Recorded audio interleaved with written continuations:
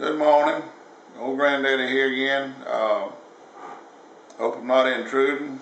We appreciate you tuning in to us and giving us a look-see. Hope everybody's doing well. One thing that I've been reminded that I do need to do, a story I need to tell you because I believe it's very important that people, I just think it's good for everybody to know it, especially Americans. But anybody in the world, humanity's humanity, you know. And I touched on it a little bit one time about one of my uncles that spent the duration, near about the whole duration of the World War II in a German prison camp.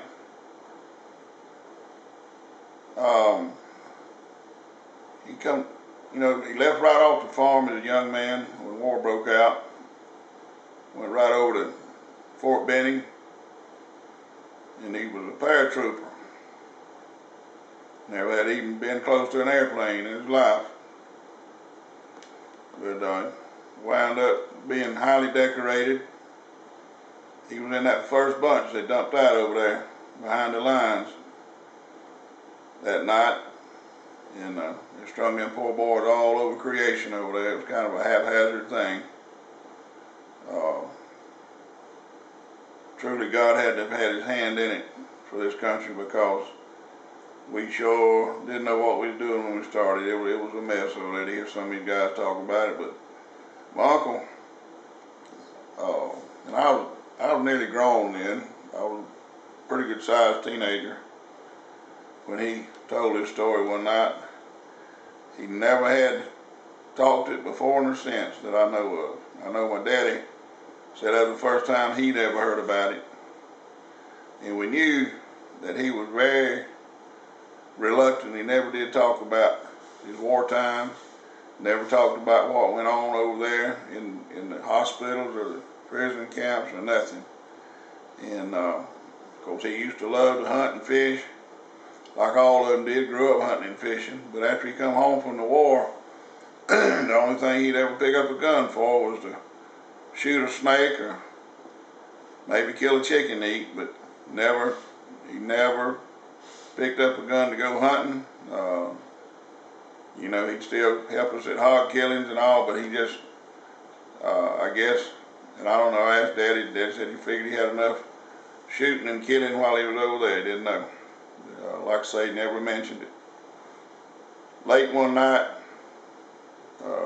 my daddy, myself, and my uncle was over at one of our favorite places we used to like to go fish. We stayed there sometimes 2 or 3 days and nights at a time and fish. We'd set some bush hooks and some trot lines and just camp out and live off the land and sit around the fire and visit and listen to the Grand Ole Opry. I don't know how many of you ever sat around the radio at night and listened to the Grand Ole Opry, but if you went anywhere with my daddy back in those days, that's what you listened to late at night.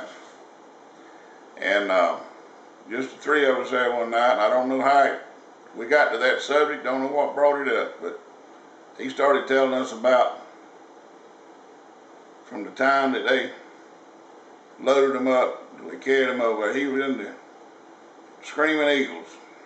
I believe that, if I remember right, you could research it and see. I hadn't researched it, but I used to know these things before I had the stroke. My mind went bad, but it seemed like it was the 101st Airborne Division. You had the 82nd and the 101st out of Fort Benning. I believe his was the 101st, wasn't it, Screaming Eagles? And he was in that first bunch that they strung out over there. And black dark, the weather was bad, cloudy, and they went to dropping them out over there behind the lines. And what they were supposed to do was group back together, because it wasn't supposed to be strung all over creation to start with, but that's the way it wound up. And they were supposed to get back together and come in from the backside to help the boys that was going to storm the beaches to come back in and fight from the backside to try to undo some of those armaments they had set up to where they could get in there. you get main forces in. And you know, he said the only thing they had given for communications over there, they didn't have radios with them. The only thing they had was them little old, and I know most any of you's got any age on you, remembers when the Cracker Jacks used to have a little toy in them. A lot of times that little old toy in the Cracker Jack box was this little old, we called them crickets, but a little old metal thing that you squeeze and it pops, you know, in and out. Click, click, click, click, just pop. And he said that was their communication tool, was them little clickers.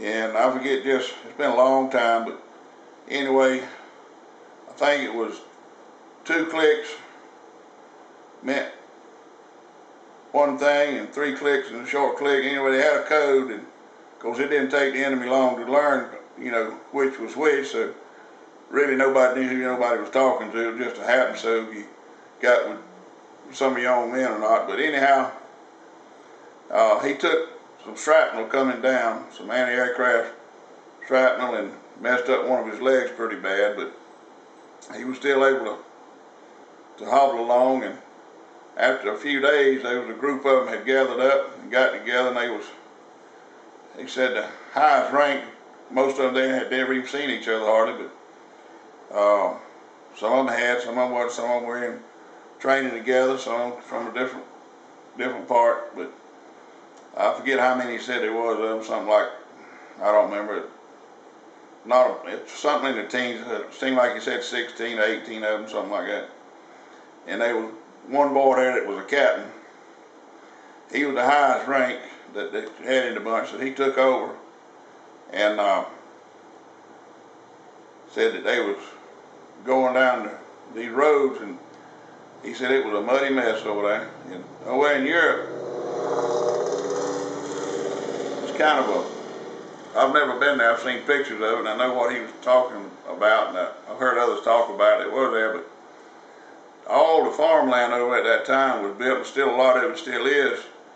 What they made the fences out of was where they cleared the land with rocks, stumps, debris, mostly rocks, and they had big, wide, deep ditches on each side of the roads.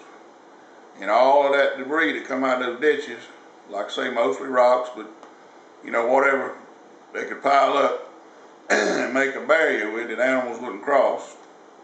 And then instead of having gates, they had, I guess what we'd call a short bridge that come up from one side, say I had the pasture, I had the field, come up, went over the top of that pile of rubble, which was what you call a fence or a barrier. A lot of them called them walls, the field wall or whatever, and then come up over that and go to the road.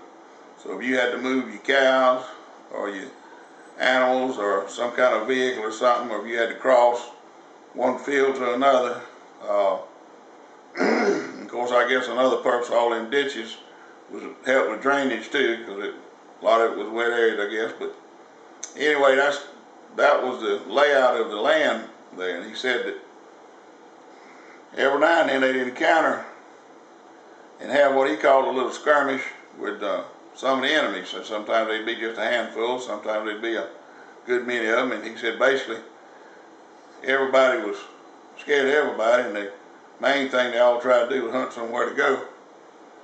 But I say I ain't gonna get through this thing this time. I had to finish this story up another time. She's already given me the signal. But anyhow, like I say, he'd already taken some shrapnel, and he was already wounded real bad in one leg. But that was only the beginning of his trouble. And this is a very, very heart-wrenching story. It'll take me another session or two to get through it. But please come back and let me finish it up for you, because it'll show you that no matter how bad the situation, if you believe God's still with you, He's still with you. And you'll see, and this is a true story, every bit of it, and you'll see what I'm talking about as we get a little deeper into it. But it is really, really, really, if you don't ever do anything else, listen to this story.